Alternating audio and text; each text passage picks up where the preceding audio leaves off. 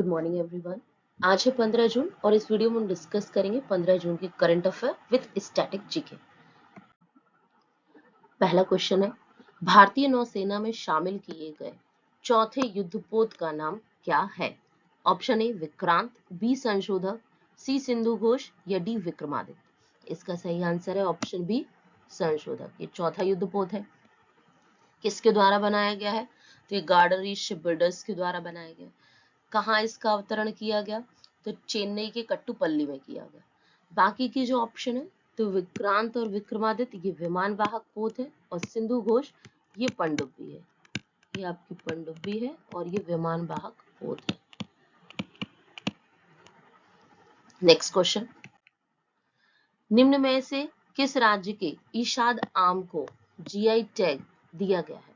Option A Karnataka, B Kerala, C Tamil Nadu या D Andhra Pradesh. इसका सही आंसर है ऑप्शन ए कर्नाटक। यहाँ कर्नाटक की आप मैप पर लोकेशन देख सकते हैं। उसके जस्ट आप पूर्व में देखेंगे तो आंध्र प्रदेश, नीचे तमिलनाडु और इस तरफ केरल। बाकी अगर आप इसमें इंपॉर्टेंट देखना चाहें तो ये पुलिकट झील, ये साइलेंट वैली नेशनल पार्क और ये बांदीपुर नेशनल पार्क, ये point Calimere wildlife world sanctuary. Karnataka की अगर हम बात करें तो राज्यपाल थावरचंद गहलोत, मुख्यमंत्री बसवराज बोम्मई, राजधानी बेंगलुरु। भारत का सबसे ऊंचा जलप्रपात जोग प्रपात ये कहाँ है? कर्नाटक में है। किस नदी पर? शरावती नदी पर। यहाँ की प्रमुख नदियां कौन कौन सी हैं? कावेरी, तुंगभद्रा, कृष्णा, मलयप्रभा और शरावती। यहाँ के जो राष्ट्रीय उद्यान जो फेमस है वो है एक बांदीपुर राष्ट्रीय उद्यान, बनेरघाटा और नागरहोल। हिस्ट्री के पॉइंट ऑफ व्यू से बात करें तो कर्नाटक के हम्पी में हमें विजयनगर साम्राज्य के अवशेष मिलते हैं और हलेबीड में होयसल साम्राज्य के अवशेष। नेक्स्ट क्वेश्चन, एक्स एक्वेरियन युद्धाभ्यास भारत और निम्न में से किस देश के मध्य प्रारंभ हुआ है? Option A Maldives, B Indonesia, C Bangladesh या डी फ्रांस। इसका सही आंसर है ऑप्शन ए मालदीव। अब ये कहां पर हुआ है? तो ये अभ्यास उत्तराखंड के चौबटिया में आयोजित किया जा रहा है। उत्तराखंड के राज्यपाल गुरमीत सिंह, मुख्यमंत्री पुष्कर सिंह धामी। उत्तराखंड के बाकी जो स्टैटिक पोर्शन है वो ये आप मैप में देख सकते हैं। इसकी सीमा उत्तर में तिब्बत और पूर्व में नेपाल, पश्चिम में हिमाचल प्रदेश और दक्षिण में उत्तर प्रदेश से।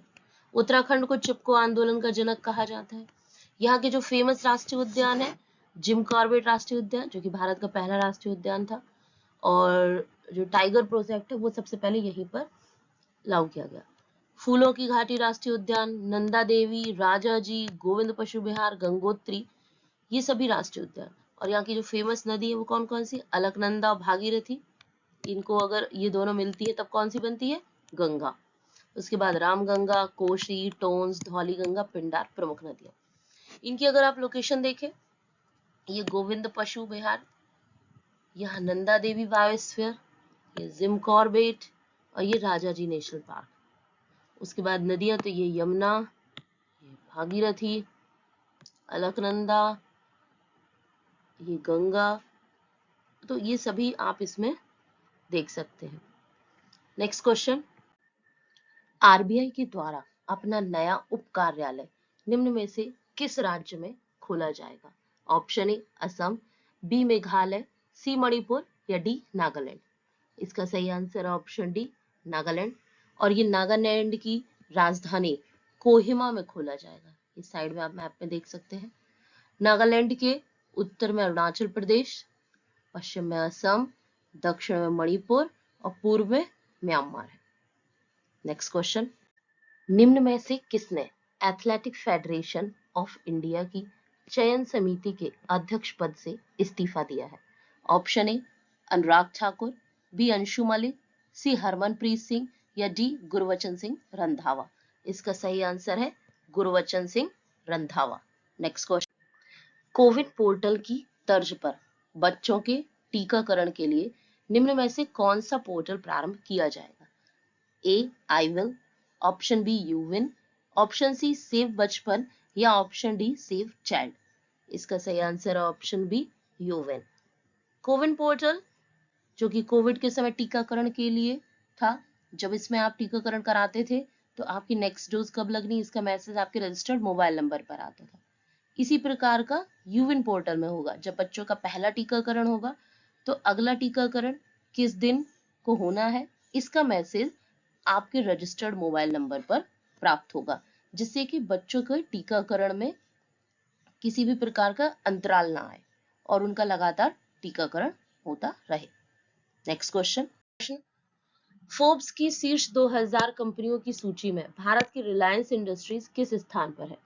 ऑप्शन ए 38वें, ऑप्शन बी 40वें, ऑप्शन सी 48वें या ऑप्शन डी 45वें नंबर पर। इसका सही आंसर है ऑप्शन डी 45वें नंबर पर है, और इसने 8 नंबर ऊपर जाकर अपनी पोजीशन पाई है, पिछले 8 पायदान नीचे थे।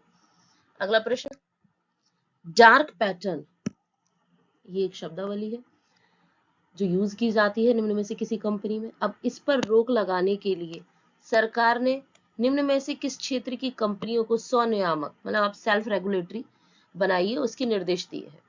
बीमा क्षेत्र की कंपनियों को, ऋण क्षेत्र की कंपनियों को, या सी ई कॉमर्स कंपनियों को, या डी गोल्ड लोन प्रदाता कंपनियों को? इसका सही आंसर है ऑप्शन सी, ई कॉमर्स कंपनियों को। अब डार्क पैटर्न क्या है?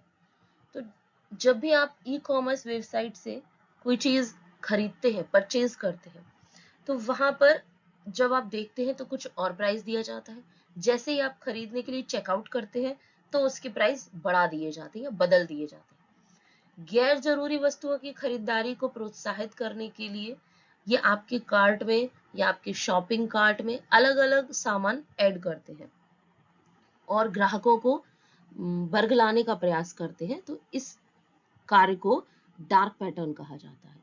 और बीमा क्षेत्र की नियामक कंपनी कौन है? तो ये इरडा है। ऋण क्षेत्र की कौन है? आरबीआई है। नेक्स्ट क्वेश्चन, निम्न में से किस बैंक के गवर्नर को गवर्नर ऑफ द ईयर का अवार्ड मिला है? Option A SBI, B World Bank, C RBI या डी एनएचबी? तो इसका सही आंसर है ऑप्शन सी, आरबीआई। ये हमारे देश के भारतीय रिजर्व बैंक यानी आरबीआई के गवर्नर शक्तिकांत दास को मिला है। किसके द्वारा दिया गया है? लंदन के सेंट्रल बैंकिंग के द्वारा। और ये जो आरबीआई के गवर्नर शक्तिकांत दास है, ये सेकंड गवर्नर है जिनको ये अवार्ड मिला है। इससे पहले ये अवार्ड मिला था हमारे आरबीआई के गवर्नर रघुराम राजन को 2015 में। आरबीआई किन 4 इंस्टीट्यूट को गवर्न करता है इंडिया में? तो सिडबी, एनएचबी, एग्जिम बैंक और नाबार्ड। नेक्स्ट क्वेश्चन, पहला जनजातीय खेल महोत्सव निम्न में से किस स्थान पर संपन्न हुआ? Option A Bhubaneswar, B Cuttack, C Puri या डी गंजम? तो इसका सही आंसर है ऑप्शन ए भुवनेश्वर। भुवनेश्वर क्या है? उड़ीसा की राजधानी है। राज्यपाल गणेशी लाल, मुख्यमंत्री नवीन पटनायक। उड़ीसा अगर हम कहें तो प्राचीन इतिहास में ये कलिंग के नाम से फेमस थे। अब कलिंग जैसे ही आप करते हो तो सम्राट अशोक याद आते हैं, क्योंकि इन्होंने यहाँ पर आक्रमण किया था। कब किया था? 261 ईसा पूर्व में। इस आक्रमण की भीषण तबाही को देखकर उनका हृदय परिवर्तन हुआ और उन्होंने बौद्ध धर्म अपनाया। यहाँ की प्रमुख नदियां तो महानदी, सालंदी, वैतरणी और ब्राह्मणी। प्रमुख राष्ट्रीय उद्यान सिमलीपाल और भितरकणिका। प्रमुख मंदिर कोणार्क का सूर्य मंदिर, भुवनेश्वर का लिंगराज मंदिर, पुरी का जगन्नाथ मंदिर और धौली बौद्ध मंदिर। यहाँ की चिल्का झील और उदयगिरी खंडगिरी की प्राचीन गुफाएं भी प्रसिद्ध है। आज के लिए बस इतना ही।